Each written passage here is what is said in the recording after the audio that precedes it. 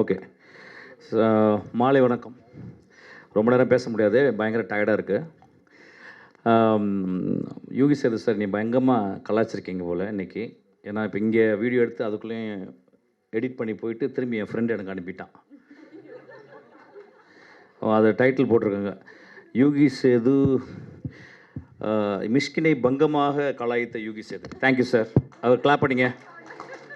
அவங்க சேனல் பேர்லாம் சொல்ல மாட்டேன். ஓகே, பரவாயில்ல. ராதிகா நான் வாடி போடின்னு தான் கூப்பிடுவேன், தப்பாக எடுத்துக்காதீங்க. என் ஃப்ரெண்ட் அவள், என்னுடைய தோழி, என்னுடைய தங்கை, அவள் எல்லாமே அவள் ஆக்சுவலாக. அதனால் வந்து வாடி போடின்னு தான் கூப்பிடுவேன், கோச்சிக்காதீங்க. ரொம்ப மேடை நாகரிகம்லாம் எனக்கு தெரியாது எனக்கு. ஏன்னா பங்கம்மா கலாச்சம் பிறகு அப்போ நான் தான் கலைக்கணும்ல. ஓகே. நான் ராதிகா மாஸ்டர் அவங்கெல்லாம் நாங்கள்லாம் ஒரே ஜெனரேஷன். ஆக்சுவலி நான் அப்படி சொல்லுவேன். ஆக்சுவலாக ஒரு 30 இயர்ஸ் முன்னால் நாங்கள்லாம் வந்து ஒரு வேறு நாய் மாதிரி சுற்றிக்கிட்டு இருந்தோம் சினிமாவில். ஆக்சுவலாக அப்போ வந்து நான் அசிஸ்டன்ட் டைரக்டர், அப்போ ராதிகா வந்து அசிஸ்டன்ட் டான்ஸர் பண்ணிக்கிட்டே இருப்பான். அப்போ நான் சொன்னேன், ஃபஸ்ட் படம் எடுத்த உடனே வாடி என் கூட வந்து நீ தான் கோரியோகிராஃப் பண்ணணும் அப்படின்னு. எனக்கு நிறைய மாஸ்டர்ஸ் தெரியாது. ஏன்னா ராதிகா வச்சு பண்ணால் என் கண்ட்ரோலில் இருக்குன்னு சொல்லி கூப்பிட்டேன். அவள் சொன்னால் பயமாக இருக்குது, நான் வரமாட்டேன் சார், அப்புறம் என் வாழ்க்கையை கெடுத்துறாதீங்க அப்படின்னு. ஆக்சுவலாக என்னடி இப்படி சொல்லிட்டேன்னு சொல்லிட்டு அப்புறம் 2வது படம் எடுத்தேன். ஃபஸ்ட் படம் ஓடிடுச்சு. அப்புறம் 2வது படம் எடுத்தோடனே 2வது படத்துக்கு ஒரு குத்துப்பாட்டு பண்ணியிருந்தேன். ராதிகா நீ தான் பண்ணுவா அப்படின்னேன். சார் திரும்பி என் வாழ்க்கையை கெடுத்துறாங்க சார், ஒழுங்காக போய்க்கிருக்கு, நல்ல சம்பளம் வருது, பேட்டாக வருது, என்னை கெடுக்காதீங்க அப்படின்னா சரி விட்டுட்டேன். 3வது படம் கூப்பிட்டேன். 3வது படத்தில் ஒரு கூத்துப்பாட்டு இருக்குது வாடி அப்படின்னா வரமாட்டேன்ட்டான். அதுக்கப்புறம் ஒரு நாள் ராதிகா ஆஃபீஸ் வந்து, சார் நான் இப்போ ரெடியாக இருக்கேன் வாங்க அப்படின்றேன். அதுக்கு ஒரு கிளாப் பிடிப்பேன். எப்படின்னா, ஒரு சினிமாவில் ஒரு துறையை முழுக்க கற்றுட்டு முழுக்க தேர்ந்த பிறகு அதுக்கப்புறம் இனிமேல் நான் அசிஸ்டண்ட்டாக ஒர்க் பண்ண மாட்டேன். நான் வந்து இனிமேல் சுயமாக நான் செய்யும் தொழிலில் நான் ஒரு மாஸ்டர் ஆகிட்டேன். நான் மாஸ்டர் ஆகி இனிமேல் நான் வந்து அசிஸ்டண்ட்டாக இருக்க மாட்டேன், மாஸ்டராக தான் ஒர்க் பண்ணுவேன் அப்படின்ற ஒரு மெச்சூரிட்டி வந்த மாதிரி என்கிட்ட வந்து கேட்டேன். ஆக்சுவலாக அடுத்த படத்துக்கு அவன் நான் பண்ணேன். ஆக்சுவலாக அவள் பண்ண முதல் பாட்டு நாட்டில் நம்ம வீட்டில் அப்படின்ற ஒரு பாட்டு ரொம்ப எக்ஸ்ட்ராடனரியாக பண்ணேன். ஆக்சுவலாக எனக்கு தெரிஞ்சு தமிழ் சினிமாவில் வந்து கிட்டத்தட்ட வந்து 35 வருஷம் ஒரே மாதிரி ஃப்ரெண்ட்ஷிப்பாக இருக்கவங்க ஒரு 4-5 பேர் இருப்போம் எங்கள் லைஃப்பில். அதில் ராதிகாவும் ஒருத்தி. ஆக்சுவலி எனக்கு தெரிஞ்சு எவ்வளோ ஒரு கிட்டத்தட்ட ஒரு 400-500 நடிகர்களை நான் வந்து அறிமுகப்படுத்தியிருக்கேன். நான் இதுக்கு ஜாஸ்தியாகவே இருக்கும், ஒரு 2000 பேர் இருப்பாங்க. டெக்னீஷியனை வந்து ஒரு 100-150 டெக்னீஷியன் அறிமுகப்படுத்தியிருப்பேன். நிறைய. நான் ஒரே ஒரு டெக்னீஷியன் தான் என்னுடைய பர்த்டேக்கு முதல் கால் அவள் தான் பண்ணுவான். ஆக்சுவலாக அவளுடைய எந்த வீட்டு முக்கியமான நிகழ்ச்சியாக இருந்தாலும் எனக்கு தான் முதல்ல சொல்லுவாள். இந்த நட்பை நான் மறக்கவே மாட்டேன். ராதிகா, இந்த நட்பை நான் மறக்கவே மாட்டேன். நான் அதனால தான் நீ சொன்ன உடனே நான் எடிட் பண்ணிக்கிறேன், ரொம்ப சீரியஸாக எடிட் பண்ணிக்கிறேன். உடனே ஓடி வந்துட்டேன். ஆக்சுவலாக ஒரு படம் எடுத்திருக்கேன், எனக்கு பெரிய ஷாக். என்ன சொன்னால் நான் படம் டேரக்ட் பண்ணியிருக்கேன். என்னடி சொன்னேன், இல்லை படம் டேரக்ட் பண்ணியிருக்கேன். என்னடி டான்ஸ் தானே பண்ணியிருந்தேன், என்னடி டேரக்ட் பண்ணேன் அப்படின்னேன். இல்லை சார் தாங்க முடியல, அதெல்லாம் டேரக்ட் பண்ணிட்டேன் அப்படின்னா. அது இப்போ இந்தியாவில் இப்போ எல்லாருக்கும் எப்படின்னு கேட்டால் வந்து எல்லாருமே டேரக்ட் பண்ணக்கூடிய ஒரு உத்வேகம் வந்துக்கிட்டே இருக்காது. என்னென்னு தெரியல. Maybe we are constantly expose to the மூவிஸில் டேரக்ட் பண்ணால் மட்டும்தான் we think that we achieve one platform அப்படின்னு நினைக்கிற மாதிரி தெரில. நான் சொன்னேன், என்னடி கஷ்டமாச்சடி எப்படி பண்ணேன். இல்லை சார் நான் ஒரு சின்ன பட்ஜெட்டில் நானும் என் ஃப்ரெண்ட்ஸ் எல்லாம் சேர்ந்து பண்ணோம் அப்படின்னு சொல்லிட்டு அதுக்கு ரொம்ப நான் சந்தோஷப்பட்டேன். ஏன்னா வந்து இன்னொருத்தர் மணியை வாங்கி பண்ணாமல் நானே இன்வெஸ்ட் பண்ணி என்னோடய கூட இருக்க ஒரு ஃப்ரெண்டை வச்சு இன்வெஸ்ட் பண்ணி பண்ணுறேன் சார் அப்படின்னு. அப்புறம் பேரெல்லாம் சொன்னான், நான் பார்த்தேன். ஓகேடி நீ பாரு. இந்த படத்தில் எனக்கு ரொம்ப பிடிச்சது இந்த ட்ரைலரில் ஒரு டைலாக் வரும். ஆக்சுவலி நீ ஜெயிச்சிருவியா அப்படின்னு கேட்பேன். இல்லை நான் போராடிக்கிட்டே இருப்பேன் அப்படின்னு. அது வரைக்கும் போராடிக்கிட்டே இருக்கேன். ஆக்சுவலி ஜெயித்தல் அப்படின்றது வந்து ஜெயிச்சுட்டா ஒரு நிலையில் போய் நின்றுவோம், பட் போராடிக்கிட்டே இருந்தால் கடைசி வரைக்கும் நம்ம வந்து வின் பண்ணிகிட்டே இருப்போம். ஆக்சுவலாக that is a secret. Actually அதுக்காக அந்த டைலாக் ரொம்ப பிடிச்சிருந்துச்சு. ஆக்சுவலாக அப்படி தான் இருக்கணும் ராதிகா. அப்புறம் ஒரு படம் வந்து அது ஓடும் ஓடாது அப்படின்றதுக்குள்ளே போய் போகக்கூடாது. இப்போ நிறைய பேர் பேசுனாங்க இந்த படம் வெற்றி அடையும் அப்படிலாம் கிடையாது. போன படம் நான் சந்தோஷ் வந்து ரொம்ப சின்சியராக ரொம்ப அழகாக ஒர்க் பண்ணி தான் போனோம் பிசாசு 2. ஆக்சுவலி எனக்கு தெரிஞ்சு இந்தியாவில் one of the best performance வந்து என்னுடைய ஹீரோயின் கொடுத்துருந்தா, ஆண்ட்ரியா கொடுத்துருந்தா. ஆனால் அந்த படம் இன்னும் வரல. ஆக்சுவலாக ஸோ சினிமா அப்படின்றது வந்து it is not what we think. ஆனால் நம்ம ஆஸ்பயர் பண்ணிக்கிட்டே இருக்கணும். நம்ம பண்ணுவோம், சினிமாவில் சிறப்பாக இயங்கிக்கிட்டே இருப்போம், ஆஸ்பயர் பண்ணிகிட்டே இருக்கணும். ஸோ சினிமா அப்படின்றது ஒரு ஒரு ஒரு ஒரு 10 வருஷம் இருந்தால் பெரிய சாதனை. 20 வருஷம் இருந்தால் அவங்க வந்து எக்ஸ்ட்ராடினரி டேலண்டட் பீப்புள். ஒரு 30-40 இயர்ஸ் இருந்தாங்கன்னா அவங்க they're all genius actually. We are all sitting in front of genius. Like Sethu எடுத்துக்கங்க, ஒரு பெரிய ஜீனியஸ்.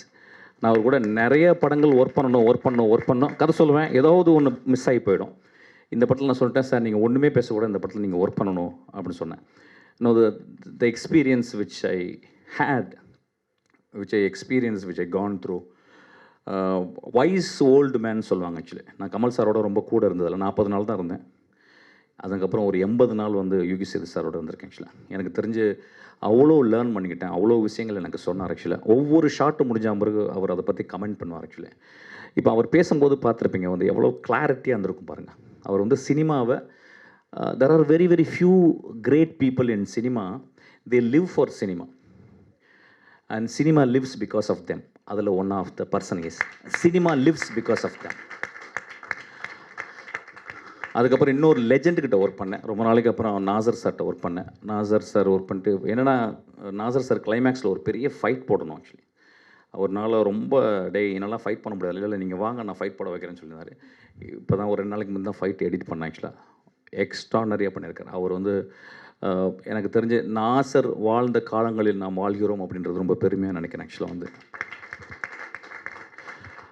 இதெல்லாம் ஏன் இப்படி சொல்கிறேன் அப்படின்னா வந்து, இந்த மாலை இந்த 3.5 மணி நேரம் நம்ம இங்கே உட்காந்துருக்கோம். 6 மணிக்கு வரச்சுன்னா, இந்த ராஸ்கல் 6 மணிக்கு வரச்சுன்னா, 6 மணிக்கு வந்தால் ஓடிருப்பேன் ஆக்சுவலாக. 7 மணிக்கு வந்து இவ்வளோ நேரம் போய்கிட்டே இருக்கு ஆக்சுவலி. ஆனாலும் ரொம்ப டயர்டாக இருப்பீங்க, பசிக்குது, பின்னாடி நிறைய பேசுகிறாங்க.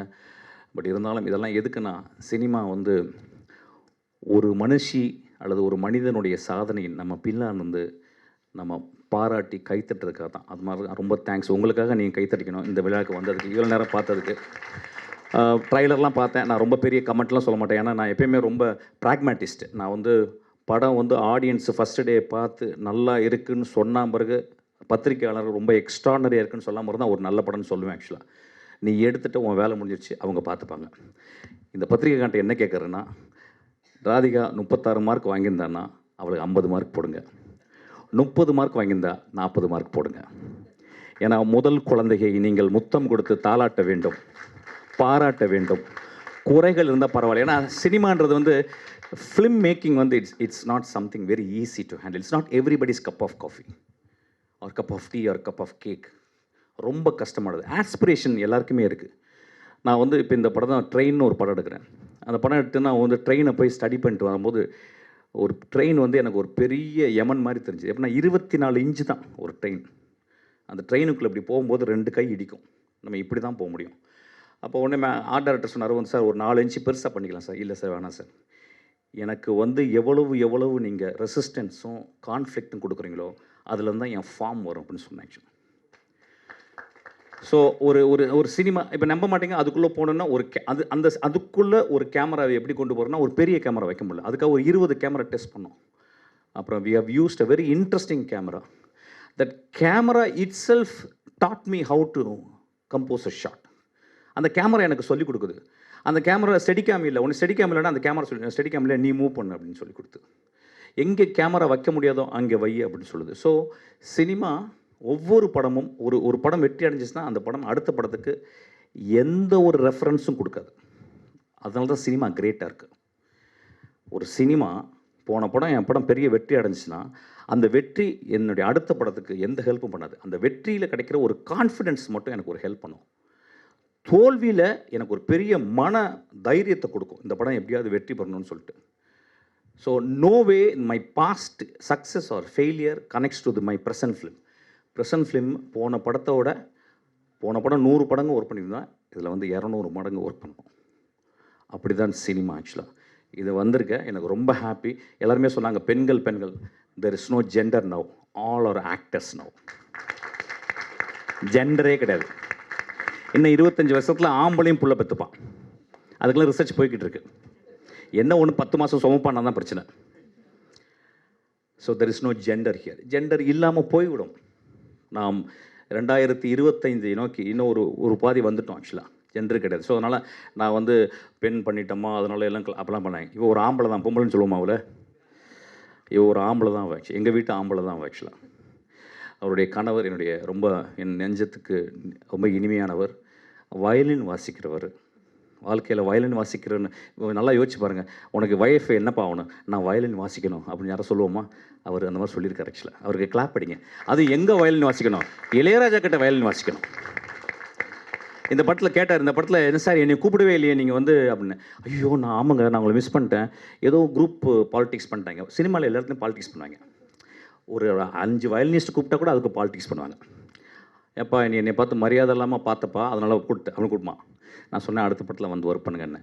அவருக்கு அவர் பெரிய அவர் வந்து இந்த மனுஷி, இந்த பெண், இந்த டைரக்டர் வர்றதுக்கு காரணம் அவருடைய பொறுமை. அவர் பின்னாலேருந்து என் மனைவி பெரிய டைரக்டர் ஆகணும்னு பார்க்குற ஒரு கனவு தான். அந்த கனவுக்காக நம்ம கிளாப் அடிப்போம். அப்புறம் பாட்டு கேட்டேன், நல்லா இருந்துச்சு. நான் ரொம்ப சூப்பர்லாம் சொல்ல மாட்டேன், இட்ஸ் ஓகே. ஏன்னா ஃபஸ்ட் படம் அது. ஆக்சுவலாக காலையில் சாப்பிட்றதுக்கு முந்தி 3 வாட்டி, மத்தியானம் சாப்பிட்றதுக்கு முந்தி 3 வாட்டி, நைட்டு தூங்க போகிறதுக்கு முந்தி 3 வாட்டி இளையராஜா பாட்டு கேட்கு, மியூசிக் வந்துடும்.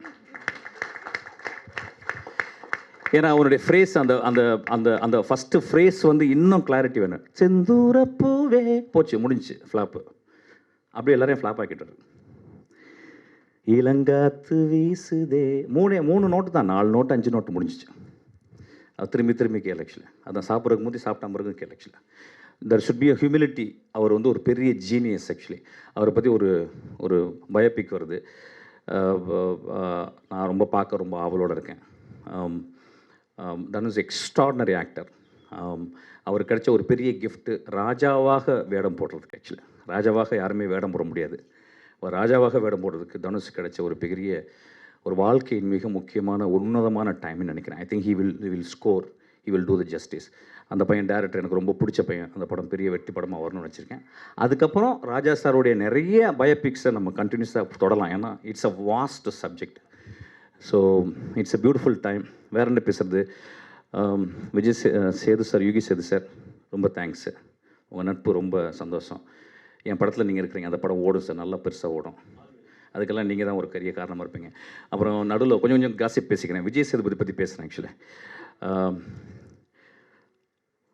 ஷாருக் கான் வச்சு படம் பண்ணுறீங்களா, விஜய் சேதுபதி வச்சு படம் பண்ணுறீங்களா? நான் விஜய் சேதுபதி வச்சு தான் படம் பண்ணுவேன். அந்தளவு ஒரு மகா கலைஞன், ஒரு எக்ஸ்ட்ராடினரி கலைஞன்.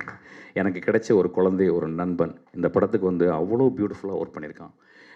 என் படத்தை வந்து அப்படியே தோளில் தூக்கிட்டு போயிருக்கான். ஆக்சுவலாக அப்புறம் என்னுடைய ப்ரொடியூசர் தானு சார் டெய்லி காலையில் என்னை வீட்டில் வந்து பார்க்குறாரு. நான் எந்திரிச்ச உடனே வந்து பார்க்குறாரு. பார்த்து என்னப்பா பண்ணுறேன், உனக்கு எதாவது வேணுமா, உனக்கு எதாவது பண்ணி கொடுக்கணுமான்றேன். நான் முதல் தடவையாக ஒரு ப்ரொடியூசர் காலை தொட்டு டெய்லி கும்பிட்றேன். அது தானுடைய காலாக தாங்க இருக்கும். அந்த படம் ரொம்ப நல்லா வருது, பார்க்கலாம். நீங்கள் வந்து படம் பார்த்த மாதிரி தான் சொல்லணும். நான் உடனே நல்லா ஓடுன்னுலாம் சொல்ல மாட்டேன். I think we all done an extraordinary. Yugi Sethu sir அவர் முடியே நடிச்சிருக்கு. ஒரு ஷாட்டில் வந்து ஃபேனை வச்சு நான் அவர் என்ன பண்ண ரொம்ப நேரம் ஷார்ட் சார் நில்லுங்க சார், எப்படி திரும்ப அப்படி திரும்ப அப்படி சொல்லிட்டு அவர் திரும்ப வச்சேன். அவர் நடிச்சிருக்காரு. அவருக்கப்புறம் அவருக்கு மேலே முடியும் நடிச்சிருக்கு. So the beautiful form has evolved in then. அப்புறம் ரொம்ப நன்றி. என்னை பற்றி மேடையில் ஸ்னேகன் சார் இவங்கெல்லாம் ரொம்ப I don't know what I am going to repay to them தெரியல. இவ்வளோ அன்பு என் மேலே வச்சுருக்கிறதுக்கு என்ன காரணம் தெரியல. எல்லாத்துக்கும் காரணம் இந்த சாமின்னு சொல்கிற இந்த சினிமா தான். ஆக்சுவலாக எங்களுக்கெல்லாம் சாமி தான் அந்த சினிமா. எல்லாருமே சினிமாக்காரனை பற்றி ரொம்ப மோசமாக பேசுவாங்க. அதாவது வாடகை வீடு கேட்டால் சினிமாக்காரனை கொடுக்கவே மாட்டாங்க. ஐயா, ஒரு சினிமாக்காரன் உங்கள் வீட்டில் இருந்தால் ஒரு சிவனையும் பார்வதியும் கூட்டி வச்சுருக்க மாதிரியா, ஒரு சாமியை வச்சுருக்க மாதிரி. ஏன்னா எல்லாருமே நம்ம வாழ்கிறதுக்காக தான் வந்து இருப்போம். ஆனால் சினிமாக்காரன் மட்டும் அடுத்தவங்க சிரிக்கணும், அடுத்தவங்க சந்தோஷப்படணும், தன்னை ஒரு மெழுகுவர்த்தி மாதிரி எரிச்சுப்பான். ஆக்சுவலாக அதனால தான் இவ்வளோ பேர் இந்த பாப்பாவுடைய ஃபங்க்ஷனுக்கு வந்திருக்கோம். ஆக்சுவலாக இந்த படம் பார்க்கணும். நீங்கள் நிறைய பேர் தியேட்டருக்கு போகிறதே கிடையாது. Cinema 24 great truths per hour. Actually great truth, 24 பொய்கள் 24 உண்மைகள் கலந்த ஒரு வினாடிக்கு. ஆக்சுவலாக சினிமா பார்க்குறத நம்ம மிஸ் பண்ணிட்டோம். ஆக்சுவலாக நாங்கள் சினிமாவை அது ஒரு கடமையாக எடுத்துக்கணும். சினிமான்றது வந்து மொழி பேசாமல் இந்த வாயும் இந்த நாக்கு எதுக்கு? சினிமான்றது நாக்கிலேருந்து வர்றது மட்டும் கிடையாது. சினிமாலேருந்து தலையிலேருந்து வருது. சினிமாலேருந்து இளையராஜாவுடைய விரல்கள்லேருந்து வருது. சினிமா வந்து பிசி ஸ்ரீராமனுடைய கருப்பு கண்ணாடியிலேருந்து வருது. சினிமா வந்து பெரிய பெரிய லெஜண்ட்ஸுடைய எடிட்டிங்லேருந்து வருது. ஒரு 24 கிராஃப்ட்ஸை ஒரே டைமில் பார்க்குது. நம்ம தமிழ்நாட்டில் பார்த்தீங்கன்னா இப்போ வெளிநாடுகளில் போகும்போது நிறைய நம்மளுக்கு வந்து ரெக்ரியேஷன்ஸ் இருக்குது. ஃபார் எக்ஸாம்பிள் பார்த்தீங்கன்னா வந்து ஒரு கிரேட் மியூசியம்ஸ் இருக்குது. இப்போ பிகாசோ போய் பார்க்கலாம்.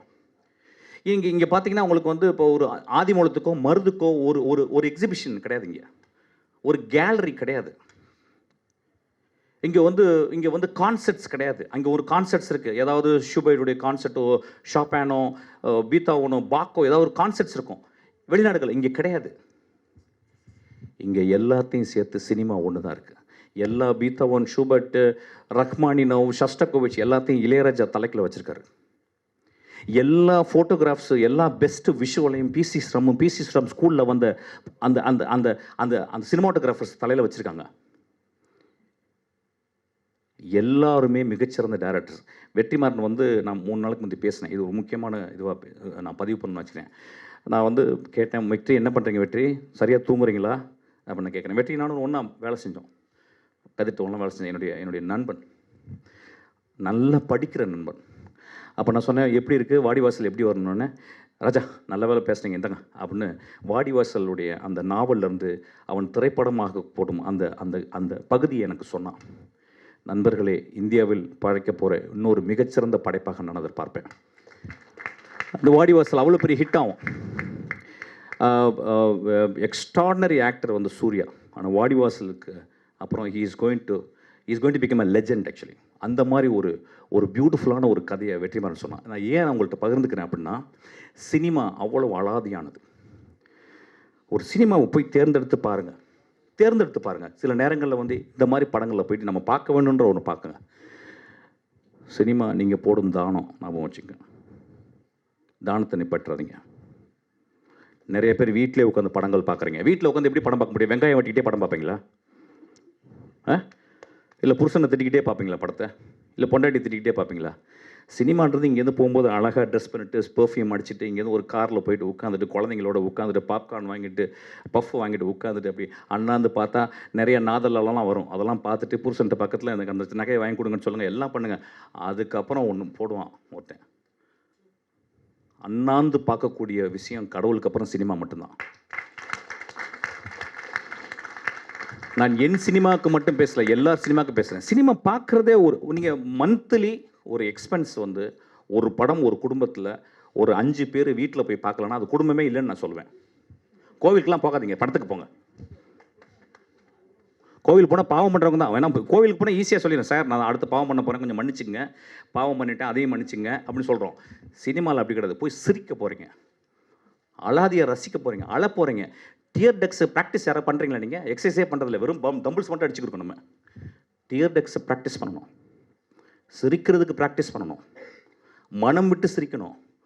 1000 பேர் வந்து உட்காந்துருப்பான், பக்கத்தில் யாருன்னே தெரியாது, அவனை பார்த்து சிரிப்பீங்க, அவன் விசில் அடிப்பான், நீங்கள் விசில் அடிச்சு அவனை கட்டி பிடிப்பீங்க. சினிமா ஒரு பெரிய கம்யூனல் பார்ட்டிசிபேஷன். சினிமா ஒரு பெரும் கடலில் பயணப்படுற ஒரு பெரிய கப்பலில், நம்ம எல்லாம் ஒரு டைட்டானிக் மாதிரி கப்பலில் போய்கிட்டு இருக்க ஒரு விஷயம். அது மூழ்குனா கூட பரவாயில்ல. மூழ்குனா தான் ஜாக் கிடைப்பான், மூழ்குனா தான் ரோஸ் கிடைப்பான். அதுவும் சினிமா தான். நம்ம காலையிலேருந்து எப்படி, நான் ரொம்ப முக்கியமான ஒரு விஷயம், cinema director is not just a director, is also social scientist. நான் ஒரு படத்தை என் அசிஸ்டன்ட் டைரக்டர் சொல்ல முடியாது, நீங்கள் என்ன படம் தான் நான் என்னுடைய அசிஸ்டன்ட் டைரக்டருக்கு சொல்கிறேன், டேய் நீ போயிட்டு நெட்ஃப்ளிக்ஸில் ரிப்ளே அப்படின்னு ஒரு சீரிஸ் வருது, அதை பாடுறா, உனக்கு அதுதான் கரெக்டாக இருக்கும், நீ அந்த ஃபிலிம் மேக்கிங் பண்ணுண்டா. 1955 வந்த படம் டேலண்டட் மிஸ்டர் ரிப்ளே அப்படின்னு சொல்லிட்டு பேட்ரிசியா ஹைஸ்மித் எழுதின ஒரு நாவலுடைய 1955 வந்த படத்தை இப்போ ரீமேக் பண்ணியிருக்காங்க. சினிமாவுக்கு வர்ற அசிஸ்டன்ட் டைரக்டர் வர்ற ஆசைப்படுறவங்க ஷார்ட் டிவிஷன்ஸ்னால் என்னன்னு சொல்லிட்டு அந்த சீரீஸ் போய் பாருங்கள், ரிப்ளே அப்படின்ற ஒரு சீரீஸ். அந்த படம் வந்து ஒரு கெட்டவனை பற்றி, அது 8 எபிசோட் எடுத்துருக்கேன். கெட்டவனை பற்றி, கெட்டவன் கெட்டது செஞ்சுக்கிட்டே இருக்கான், அவன் மனசாட்சி உறுத்திக்கிட்டே இருக்கு, கடைசியில் எப்படி முடியுதுன்னு பாருங்கள். வாழ்க்கையினுடைய ஐரணியை அதில் பார்க்கலாம்.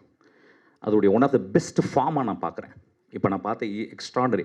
இப்போ ஒன்றும் இல்லை, இப்போ வந்து மஞ்சுமால் பிரதர்ஸ் வந்து இவ்வளோ பெருசாக ஓடுறதுக்கு, மஞ்சுமால் பாய்ஸ் இந்த படம் ஓடுறதுக்கு காரணம் என்ன? ஒரு மனிதனுக்கு ஆபத்து, அந்த மனிதனை சுற்றி இருக்க நண்பர்கள், அந்த மனிதர்களை விட்டு கொடுக்கல, அந்த குழந்தைகள், அந்த நட்பு, அதிகமாக கான்ஃப்ளிக்ட் இருக்கிற இடத்துல தான் சினிமான்ற ஃபார்ம் உருவாகுது. அதனால தான் Manjummel boys one of the biggest hit actually. நான் வர்ற இளைஞர்களுக்கு அதான் சொல்லுவேன். இப்போ நம்ம நிறைய சொல்கிறோம், இப்போ என்ன படம் ஓடும், ஏது படம் ஓடும். ஒரு சினிமா அப்படின்றது எல்லா காலகட்டத்திலையும் ஒரு குழந்தையை பெற்றெடுக்கும் தாயை போல வலி இருக்கத்தான் செய்யும். அதை சுமக்கணும். ஸோ வர்ற ஜெனரேஷன்ஸ் எப்பொழுதுமே சினிமா பார்த்து இப்போ என்ன ட்ரெண்டில் இருக்குது அதை பற்றி கவலைப்படாதீங்க. நீ உண்மையாக கதை சொல். உண்மையாக கதை சொல்லணும்னா என்ன? உண்மையாக சினிமா கற்றுக்க. நிறைய பேர் சார் நான் சின்ன வயசுலேருந்து படம் பார்ப்பேன். அது வந்து ஒரு காரணம் இல்லை சினிமா பண்ணுறதுக்கு.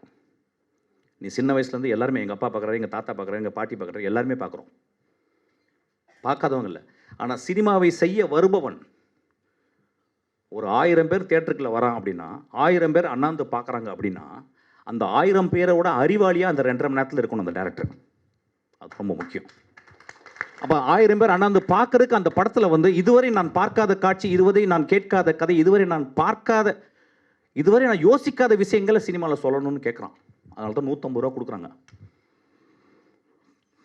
So cinema most challengeable thing. நான் சினிமாவில் தான் சொன்னேன். நான் எப்பயுமே சொல்லுவேன், ஒரு அசிஸ்டன்ட் டைரக்டர் சினிமாக்குள்ளே வரான், ஒருத்தன் டான்ஸராக சினிமாக்குள்ளே வரான், ஒரு மியூசிக் டைரக்டர் ஒருத்தன் சினிமாக்குள்ளே வரான் அப்படின்னு சொன்னால் அவன் ஏற்கனவே கடவுளால் ஆசீர்வதிக்கப்பட்டவன்.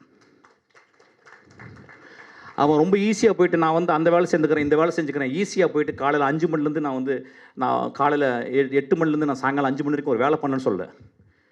நான் எரிந்து போகும் வரை, இறந்து போகும் வரை நான் சினிமாவில் எதாவது படைக்கணும்னு ஆசைப்பட்றேன். சினிமா மட்டும்தான் படைத்தலுக்கு உரியது. அதனால தான் சினிமாக்காரன் கடவுள்னு சொல்லுவாங்க. ஸோ சினிமாவை பார்ப்பவர்களும் ஒரு பெரிய கடமை இருக்குது.